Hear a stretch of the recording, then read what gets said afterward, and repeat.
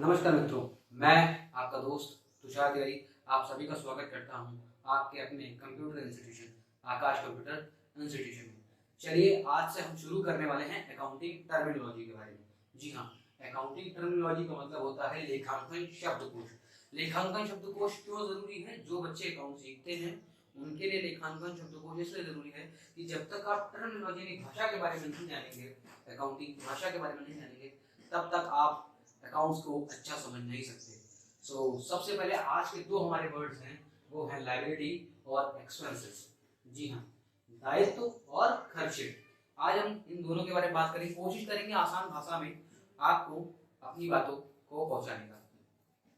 चलिए, तो पहले हम बात करते हैं लायबिलिटी के बारे में कि लायबिलिटी क्या है। कहते हैं व्यापार के द्वारा जो भी पैसा देने योग्य होता है, कैसा होता है? देने योग्य होता है, वो लायबिलिटी कहलाता है। जो भी पैसा देने योग्य होता है वो लायबिलिटी कहलाता है, और जो भी पैसा हम दे देते हैं वो क्या कहलाता है? एक्सपेंस कहलाता है। तो जो भी पैसा देने योग्य है वो लायबिलिटी है, जो पैसा दे देते हैं वो क्या है? खर्चे। तो इसको और आसान भाषा में सोचते हैं, कहते हैं जो कुछ भी बकाया है वो सब लायबिलिटी है, और जो दे देते हैं उस बकाया को दे देते हैं वो खर्चे हो जाते हैं।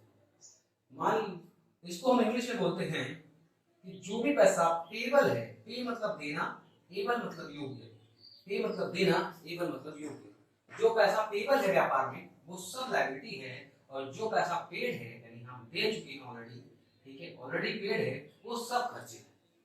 आप इन दोनों में डिफरेंस भी समझ पा रहे होंगे। बच्चे अक्सर क्या करते हैं, लायबिलिटी और एक्सपेंस में डिफरेंस भी नहीं समझ पाते। जैसे आपके घर में बिजली का बिल आया, तो आपकी क्या है? लायबिलिटी है।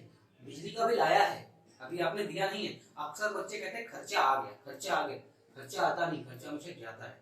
तो लायबिलिटी जब कोई आपसे पूछेगा तो आप बताएंगे कि जो भी पैसा व्यापार में पेबल है वो व्यापार की क्या है? लायबिलिटी है। और अगर कोई एक्सपेंस पूछेगा तो आप बताइए जो पैसा हम ऑलरेडी पेड कर चुके हैं, पहले से दे चुके हैं, वो सब हमारा खर्चा है। फॉर एग्जांपल, आपके घर में बिजली का बिल आता है, बिजली का बिल आया, आपका क्या बन गया? लायबिलिटी बन गई। आपकी क्या बन गई? लायबिलिटी बन गई। और जैसे ही आपने बिजली का बिल पे कर दिया, दे दिया, वो क्या हो गया? खर्चा हो गया।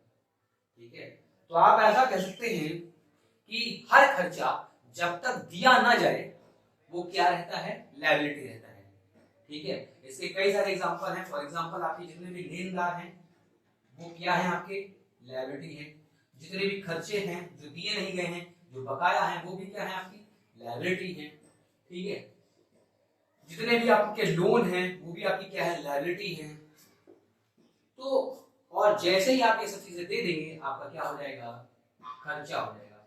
तो मैं कहते हैं liability, whatever amount is payable by the business is called the liability of the business. Whatever amount is payable by the business is called the liability of the business.